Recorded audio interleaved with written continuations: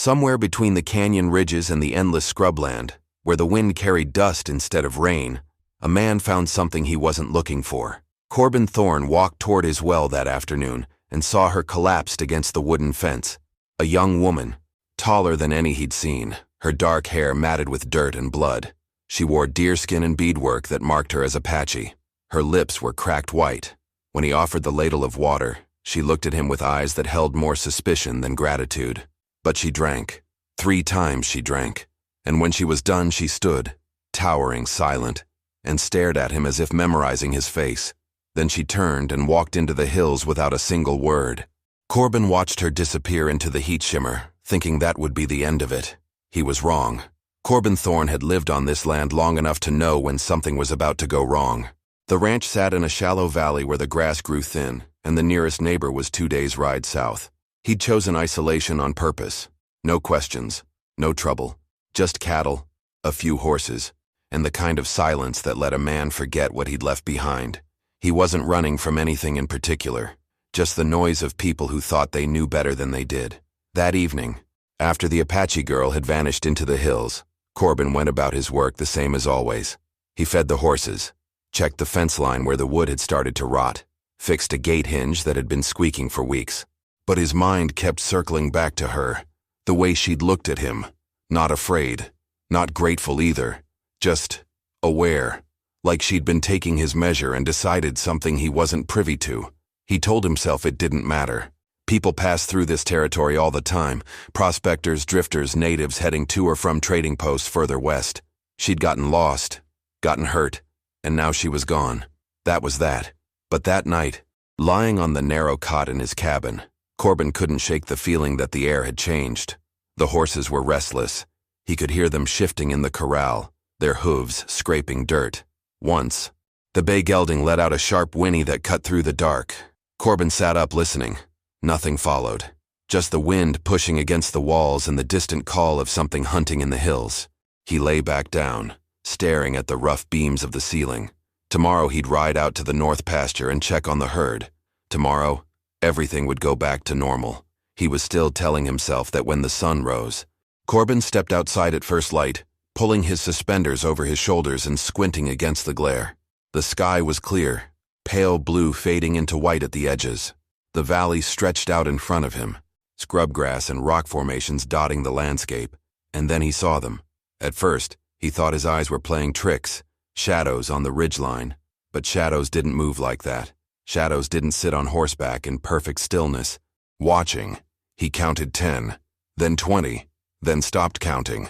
They lined the ridge to the north, the hillside to the east, the slope that ran down to the dry creek bed on the west. Everywhere he looked, there were more, Apache warriors on horseback, spears and rifles visible even from this distance. They weren't advancing, they weren't making noise. They were just there, surrounding his ranch like a noose pulled tight. Corbin's hand moved instinctively toward the rifle leaning against the doorframe, but he stopped himself. What good would one rifle do against an army? He stepped into the yard, boots crunching on the hard-packed dirt. The horses in the corral were pressed against the far fence, heads high, nostrils flared. They could smell it too. Danger. Corbin scanned the ridgeline again, trying to understand what he was seeing. This wasn't a raid. Raiders moved fast, struck hard, and disappeared. This was something else. This was deliberate. This was a message. But what message? His throat tightened. He thought about the girl, the water, the way she'd looked at him before she left. And then, as if summoned by the thought, movement caught his eye. A single rider broke from the group on the northern ridge and began descending the slope. Slow, controlled. The horse picked its way down the rocky incline with the kind of precision that came from a rider who'd been born in the saddle. Corbin didn't move, didn't reach for the rifle, didn't run. He just stood there in the middle of his yard watching the rider approach, wondering if this was the day he'd finally run out of luck. The rider stopped 50 feet away. A man, older, his face lined with years of sun and wind and something harder, command. He wore no war paint, but he didn't need it. Authority radiated from him like heat from stone. Behind him, more riders appeared, dozens of them, flanking, watching. Corbin swallowed hard. The silence stretched out, thick and suffocating.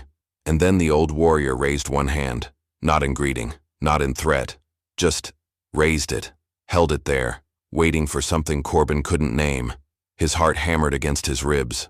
Whatever was about to happen, it had already been decided long before he woke up this morning. The question was, had he just saved his own life yesterday, or signed his death warrant? The hand stayed raised. Corbin's pulse hammered in his ears.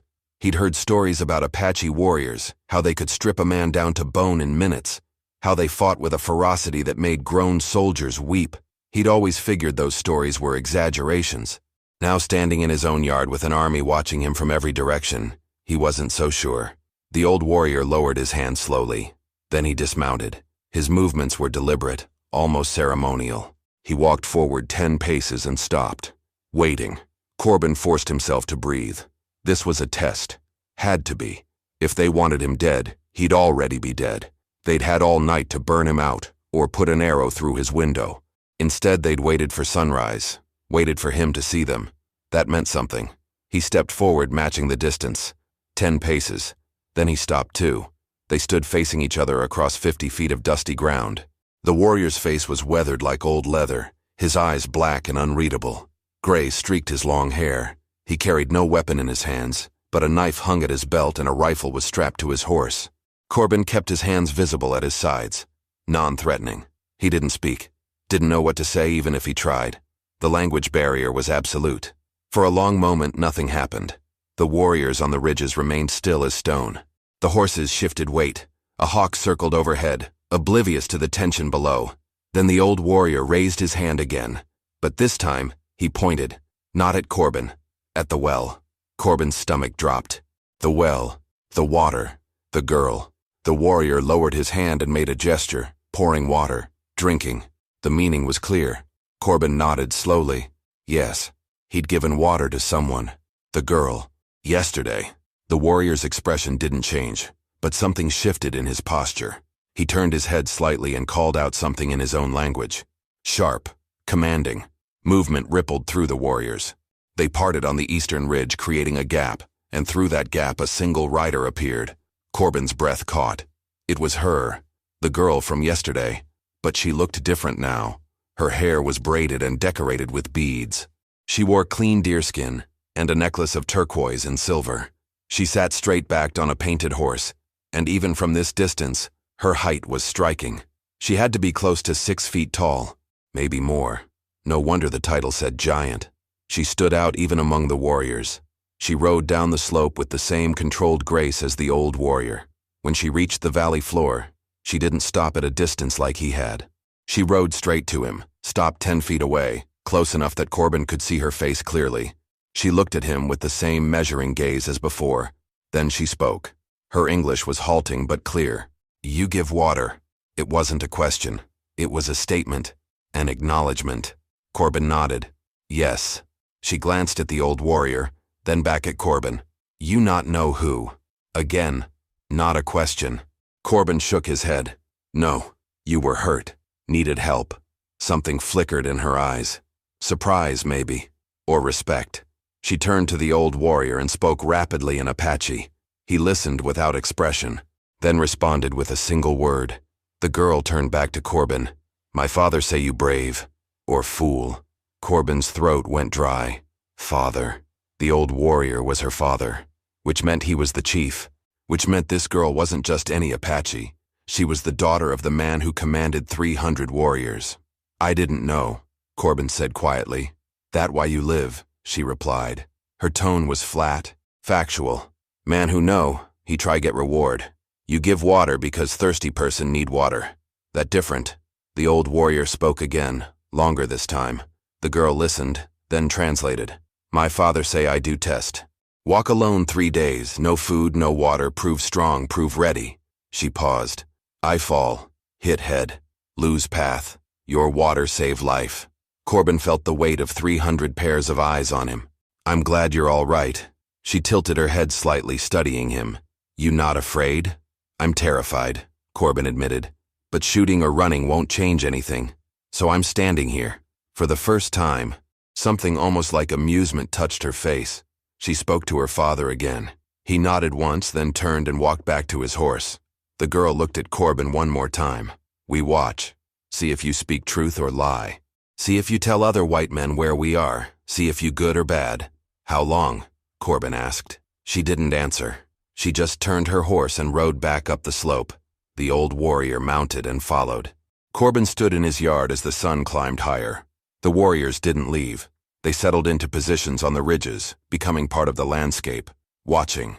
He was a prisoner in his own home, and he had no idea how long the sentence would last. 3 days passed. The warriors remained on the ridges like sentinels carved from stone. They rotated positions but never left. Smoke from their fires rose into the sky each evening. Corbin tried to go about his work, but everything felt wrong. He fed the horses under watchful eyes. He repaired fence posts, knowing every movement was being studied. He drew water from the well, the same well where he'd found the girl, and wondered if they were counting each bucket he pulled up. Sleep came in fragments. Every sound outside jerked him awake. The horses sensed his tension and grew skittish. The bay gelding kicked at the fence until Corbin had to move him to a separate pen. On the 4th morning, Corbin woke to find something had changed. One of the warriors had come down from the ridge during the night and left something by his door, a bundle wrapped in hide. Inside, he found dried meat and a clay jar of water. He stared at it, trying to understand the message. Were they providing for him because they respected him? Or were they making sure he stayed alive long enough to complete their test? Either way, he ate the meat. It was tough and heavily salted, but it was food. His own supplies were running low, and he couldn't exactly ride to town with an army blocking every route out of the valley. By the 5th day, the isolation was wearing on him. He'd always preferred solitude, but this was different. This was being watched every waking moment. He started talking to the horses just to hear a voice, even if it was his own. On the 6th day, the girl came back. She rode down alone this time without her father. She stopped at the same spot as before, 10 feet from where Corbin stood in the yard. "You still here?" she said. "Didn't have much choice," Corbin replied. She dismounted and walked closer. Up close, her height was even more striking. She stood nearly as tall as him, and Corbin wasn't a small man. Her eyes were sharp, intelligent. She studied him like she was reading a map. "You could run," she said. "At night. Take horse. Try. And get killed before I made it a mile," Corbin said. "No thanks." "You smart," she said. It sounded like a compliment, but her tone was neutral. "Most white men run, get caught, get killed, you stay, wait. What else can I do?"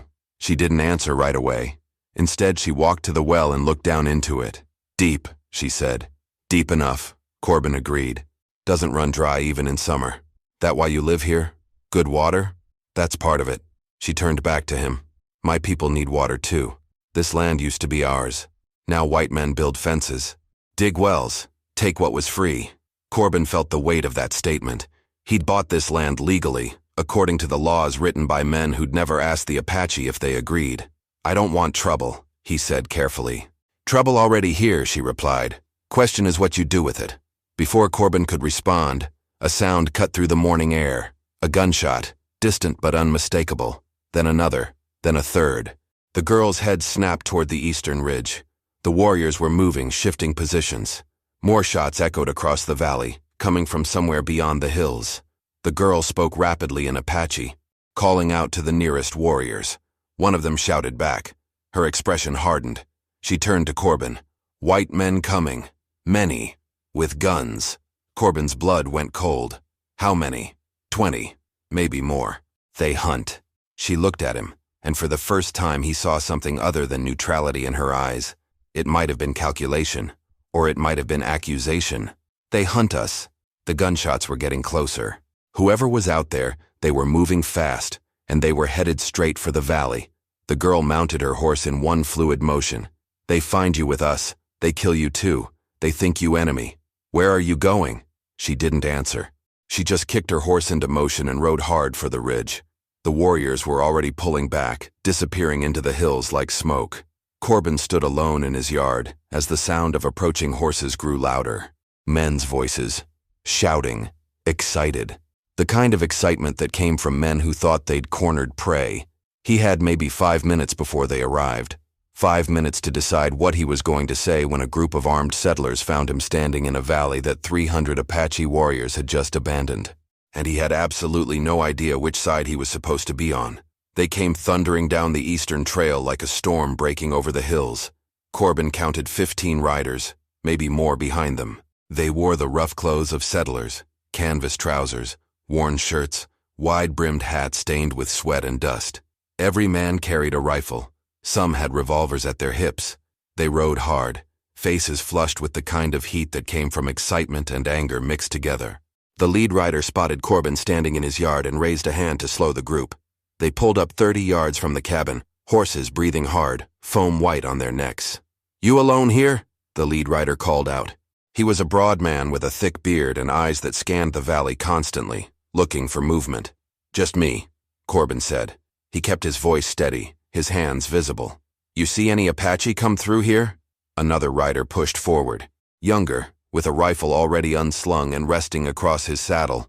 "We've been tracking a war party. Saw smoke signals yesterday. Trail led straight to this valley." Corbin's mind raced. He could lie. Tell them the Apache had passed through and moved on. But these men weren't fools. They'd seen the tracks, the campsites, the signs of 300 warriors settling in for days of watching. "I've seen signs," Corbin said carefully. "But they're gone now." The bearded man squinted at him. "Gone where?" "North, I think. Heard horses moving out about 20 minutes ago." It wasn't entirely a lie. The warriors had pulled back into the hills. But north was a guess, and he knew it. The young rider with the rifle looked suspicious. "You got a lot of nerve living out here alone. Apache territory." "It's my land," Corbin said. "Bought and paid for. Apache don't care about deeds and titles," the bearded man said. He dismounted and walked closer. "You're lucky they haven't killed you already." "Maybe I'm not worth killing," Corbin replied. The man laughed, but it was a harsh sound. "We're part of a volunteer militia. Been hunting a group that raided a settlement 2 weeks south, burned 3 homesteads, killed a family." He spat into the dirt. "We aim to make them pay." Corbin's stomach tightened. "You sure it was Apache?" "Tracks don't lie," the young rider said. "War party came through. We followed them here." The bearded man studied Corbin's face. "You seem awful calm for a man who just had hostiles camped on his doorstep." "Panic doesn't help anything," Corbin said. "You hiding something?" The young rider's hand tightened on his rifle. "Just trying to stay alive," Corbin said. "Same as anyone." The bearded man walked past him toward the cabin. "Mind if we look around? Get some water for the horses?" Corbin didn't have much choice. "Help yourself." The men dismounted and spread out. Some led horses to the water trough. Others walked the perimeter of the cabin, checking for tracks, for signs. The young rider stayed mounted, watching Corbin with open distrust. "You got supplies in there?"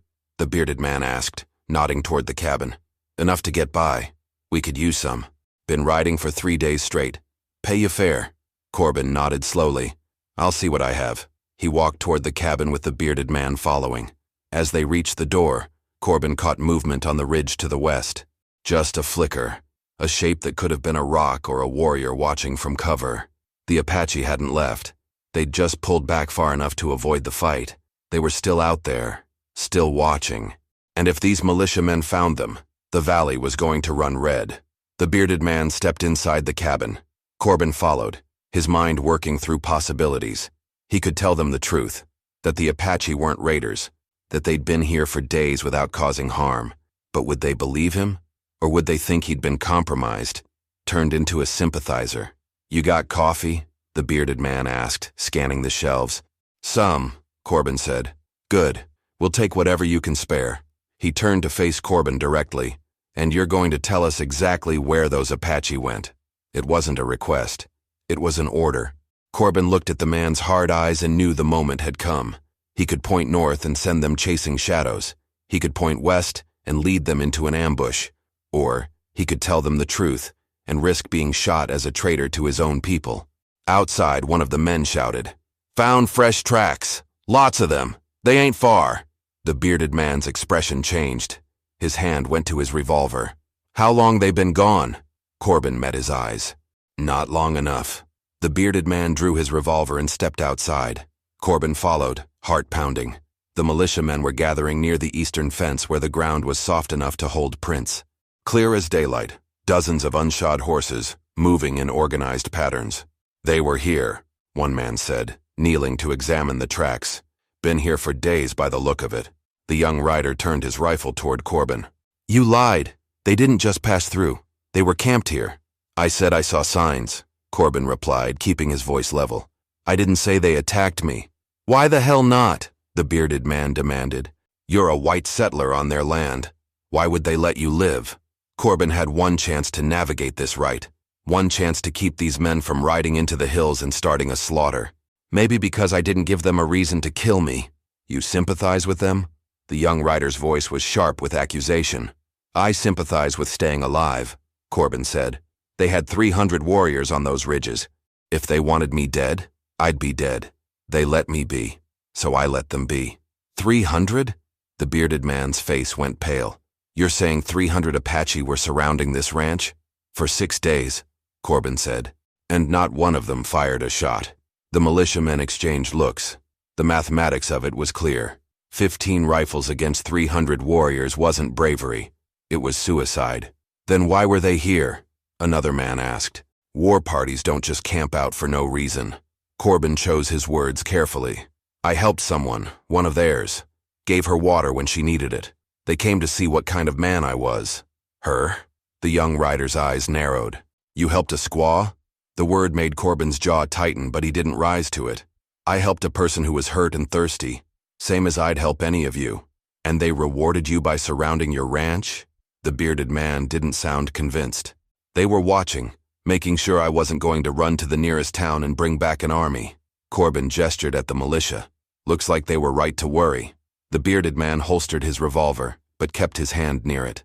We got families burned out of their homes. Children killed. You expect us to just let that go? I expect you to be sure you're hunting the right people, Corbin said. The ones who were here didn't raid anyone. They were testing me. Testing you for what? Before Corbin could answer, a sound carried across the valley. A call, high and piercing. Not human, not animal. Something in between. A signal. Every man froze. The horses shifted nervously. The call came again, echoing off the canyon walls. And this time, it was answered. From the north ridge, then the south, then the west. The valley filled with sound. Surrounding them. They're still here, the young rider whispered.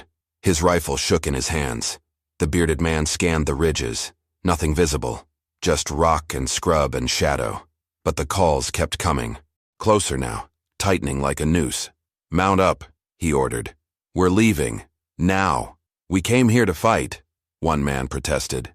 We came here to fight raiders, not 300 warriors on their own ground. The bearded man swung into his saddle. Move! The men scrambled for their horses. The young rider kept his rifle pointed at the ridges, backing toward his mount. Within seconds, they were all mounted, horses dancing with fear. The bearded man looked down at Corbin. You're a fool if you stay here. Maybe, Corbin said. But it's still my home. Won't be a home when they burn it. The man kicked his horse into motion. Let's go. They rode out fast, heading south the way they'd come. The thunder of hooves faded quickly, swallowed by the desert wind. Corbin stood alone in his yard. The calls stopped. Silence settled over the valley like dust after a storm. Then movement on the ridge. The girl appeared first, riding down on her painted horse. Behind her father. Behind him, a dozen warriors. They rode down slowly, deliberately. When they reached the valley floor, the girl dismounted and walked to Corbin. Her expression was unreadable. You not tell them where we are, she said. No. You could. They want kill us. You could make them happy. I don't want anyone killed, Corbin said. She studied him for a long moment. Then she turned and spoke to her father in Apache. The old chief listened, then looked at Corbin with those black measuring eyes. He said something brief, sharp, final. The girl translated. My father say test is over. You pass. Corbin felt something loosen in his chest. Relief, maybe. Or exhaustion. What happens now? The girl's expression shifted. Not quite a smile, but close. Now we talk. The chief dismounted and walked toward Corbin's cabin without asking permission. It wasn't aggression. It was simply the behavior of a man who'd spent his life commanding respect without needing to demand it. The girl followed, and Corbin brought up the rear, feeling oddly like a guest in his own home. Inside, the chief stood in the center of the small room, taking in the sparse furnishings, the shelves of supplies, the single window that faced west. He said something to his daughter. He say you live simple, she translated. Like warrior. No extra things. Corbin wasn't sure if that was a compliment or an observation. I don't need much. The chief pulled out a chair from the table and sat. He gestured for Corbin to do the same. The girl remained standing, positioned where she could see both men and the door. My name Nizhoni, she said, introducing herself properly for the first time. Mean beautiful in our language. White men make joke because I am tall. But my father say I'm beautiful like mountain. Strong, tall, unmovable. It's a good name, Corbin said. He looked at the chief. And your father? His name not for you to say, Nizhoni replied. Her tone wasn't hostile, just matter of fact. He is chief. That is enough. The chief spoke, his voice low and measured.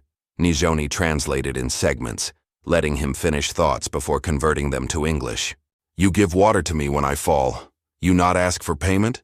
You not ask for favor? You not try to touch me or keep me? You give what I need and let me go. She paused as her father continued. This not normal for white men. They take, they demand, they hurt. But you just give. Corbin met the chief's eyes. She needed help. That's all. My father say his test was hard test. 6 days watching. 6 days waiting to see if you run to town. If you tell soldiers where we camp. If you sell information for gold or safety. Nizhoni's voice was steady, clinical. You do none of these things. Men come with guns looking for us. You could tell them. Make them happy. Make them think you are good white man who helps kill Apache. I don't want to kill anyone, Corbin said. But you also not want die, the chief said through Nizhoni. Smart. Man who want die is useless. Man who want live, who choose how to live, this is valuable man. The chief reached into a leather pouch at his belt and pulled out something wrapped in cloth. He set it on the table and unwrapped it slowly. Inside was a necklace, intricate beadwork on leather with a distinctive pattern, blue and white beads arranged in a specific design. This mark of protection, Nizhoni explained. You wear this. My people know you are friend. They will not harm you. They will not take from you. You are under protection of our tribe. Corbin stared at the necklace. I don't understand. Why? Because you show honor when you not have to, Nizhoni said. Because you risk your life to not betray us. Because my father see in you something rare. White man who understand that land belong to all. That water is for thirsty. That human being is human being. The chief spoke again. Longer this time, with emphasis on certain words. Nizhoni listened carefully before translating. My father say this land once all Apache land. Water flow free. Game run free. Then white men come with paper that say they own what cannot be owned. They put up fences. They dig wells. They say this is mine, that is yours, you cannot pass here. She paused. But you are different. You have fence, yes. You have well, yes. But when person need water, you give. You do not ask if person is Apache or white, if person is Christian or not. You just give water to thirsty person. Anyone would do the same, Corbin said. No, the chief said in English. The single word carried weight. Then he continued in Apache, and Nizhoni translated. Most men would not. Most men see Apache girl and think danger, think problem, think opportunity. You see thirsty person. That is difference. The chief stood and pushed the necklace across the table toward Corbin. You take. You wear. You are protected. Corbin picked up the necklace. The beadwork was intricate, beautiful. The leather was soft and well worked. What does this mean for me? For my ranch? Nizhoni and her father exchanged a look. Then she spoke without waiting for translation. It mean you can live in peace. My people will not trouble you. We will watch over your land when you are gone. If other Apache come through, we tell them you are friend. She paused. But there is more. Corbin waited. Those white men will come back, she said. Maybe not today. Maybe not tomorrow. But they will come. They want fight Apache. They want revenge for things they think we do. Her expression hardened. If you wear this, if they see it, they will think you are traitor. They will not understand. They will want hurt you too. The chief spoke one final time. Short, definite. My father say, choose carefully. Protection from us mean danger from them. You cannot have both. Corbin held the necklace in his hands, feeling the weight of the choice. It wasn't just a piece of beadwork. It was a declaration. A line drawn in the dust that he'd have to stand on one side of or the other. He thought about the militia men who'd just left. The bearded man's hard eyes. The young rider's suspicion. If they came back and found him wearing Apache symbols, they'd shoot first and ask questions later. He'd be branded a turncoat, a traitor to his own people. But what did that mean, really? His own people. White settlers who'd taken land through force and called it legal. Men who hunted human beings like animals and called it justice. Were those his people just because they shared his skin color? He looked at Nizhoni. She stood tall and straight, waiting for his answer with the patience of someone who'd already accepted whatever choice he made. She'd been dying of thirst, and he'd given her water. That simple, that human. And now 300 warriors would leave him in peace because of it. Or he could refuse the necklace. Keep his distance. Try to stay neutral in a territory where neutrality was becoming impossible. Live alone, trust no one, and hope both sides left him alone. That had been his plan when he came here.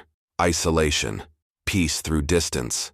But the world had found him anyway, forced him to choose. Corbin put the necklace over his head. The beadwork settled against his chest, cool against his skin. I choose to live with honor, he said. Same as I've been trying to do all along. The chief's expression didn't change, but something shifted in his posture. Respect, maybe, or acknowledgement. He stood and placed one hand briefly on Corbin's shoulder, a gesture that needed no translation. Nizhoni spoke to her father in Apache. He nodded and replied. She turned back to Corbin. My father say you are brave. Or stupid. Maybe both. This time she almost smiled. He also say stupid brave men sometimes become legends. I'm not looking to be a legend, Corbin said. I just want to live in peace. Peace take more courage than war, Nizhoni said. Anybody can fight. Take special person to choose not fight when everyone else want blood. The chief moved toward the door. Nizhoni followed but paused at the threshold. You have questions? She asked. A lot of them, Corbin admitted. But I guess they can wait. Ask one, she said. While my father is here. While words still mean something before world get complicated again. Corbin thought for a moment. That test you were doing. The 3 days alone with no food or water.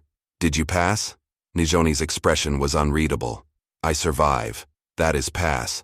But not the way I plan. I fall. I need help. Some say that mean I fail. And what do you say? I say I learn more falling than I would staying strong. She glanced at her father. Sometimes lesson come from place you not expect. Sometimes strength is knowing when to accept help. The chief spoke from outside. A call, not harsh, but commanding. Nizhoni stepped through the door. My people leave now. We go north to summer grounds. White men make it hard to stay anywhere long. Always pushing, always taking. Will you come back? Corbin asked. Maybe, if we need water. She looked back at him. If we need remind ourselves that not all white men are same. She walked to her horse and mounted in one smooth motion. The chief was already on his horse. The warriors gathered behind him. They were pulling back, leaving the valley. The siege was ending. The test was over. Corbin stood in his doorway and watched them ride out. Nizhoni looked back once, raised her hand in a gesture that might have been farewell or acknowledgement. Then they were gone, disappearing into the hills like shadows at sunset. The valley fell silent, the kind of silence that felt wrong after days of being watched. Corbin touched the necklace at his chest. The beadwork was warm from his skin now, no longer cool. He was protected. He was also marked. And somewhere to the south, 15 armed men were riding back to their settlement with stories about Apache warriors in these hills. Stories that would spread. Stories that would bring more men, more guns, more trouble. The peace he'd wanted felt further away than ever. But at least now he knew where he stood. And if men came looking for war, they'd have to go through him to get it. He just hoped he'd made the right choice, because there was no taking it back now. 3 weeks passed. The valley settled into an uneasy quiet. Corbin worked his land, tended his animals, and kept the necklace visible on his chest.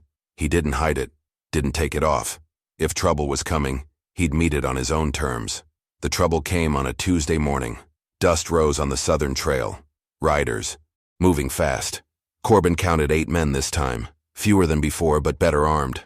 The bearded militia leader was back, and he brought reinforcements. They rode straight to the ranch and formed a half circle around the yard, rifles ready. We heard rumors, the bearded man called out. Heard a rancher out here's been trading with the enemy. His eyes locked on the necklace. Guess the rumors were true. Corbin stood his ground.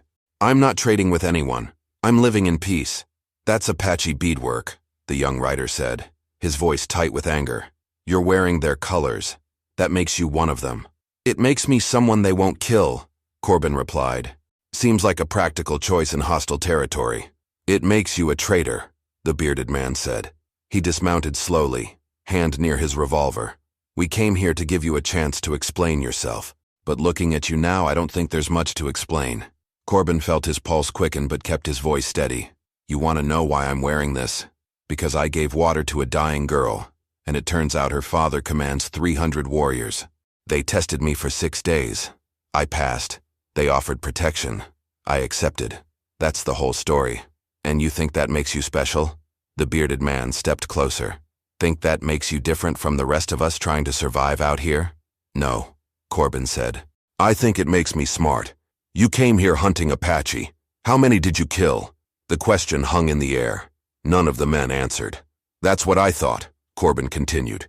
You rode in looking for a fight and found an army instead. You turned back because you knew you'd lose. I made a different choice. I chose not to fight at all. Coward's choice, the young rider spat. Maybe, Corbin said, but I'm alive. My ranch is standing, and I can sleep at night knowing I didn't start a war that would get good men killed on both sides. The bearded man studied him for a long moment. You really think you can stay neutral in this?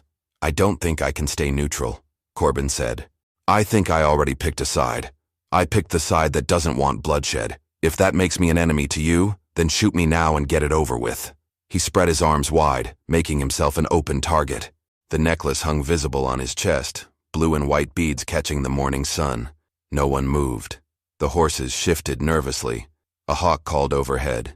Finally, the bearded man shook his head. You're a damn fool, Thorne, but you're an honest one. He turned to his men. Mount up, we're wasting time here. We're just letting him go? The young rider protested. He ain't hurting anyone, the bearded man said. And if the Apache want to leave him alone, that's their business. We got real problems to deal with. Settlers getting raided. Families needing protection. This man ain't one of them problems.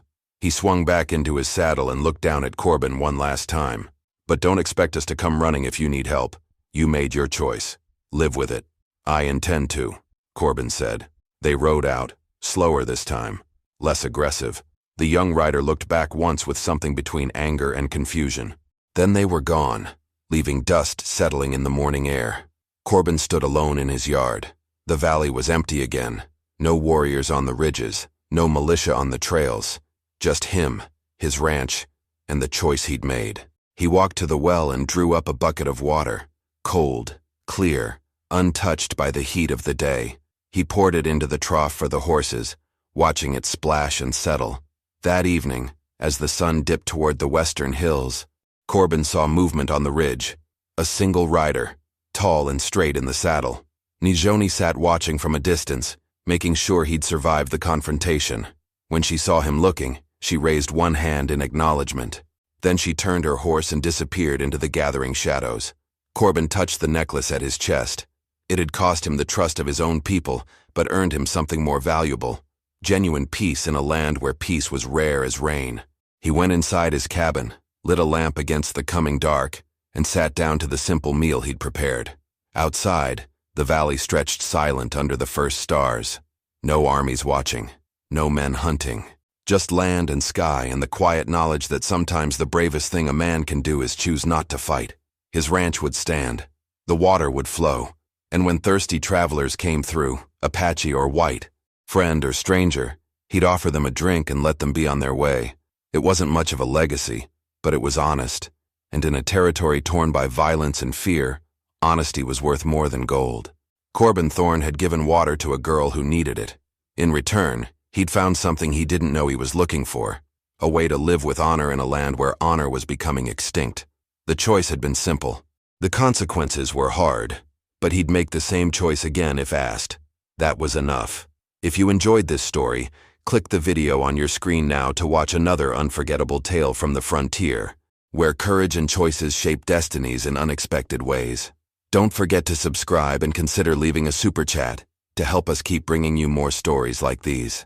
Your support means the world to us.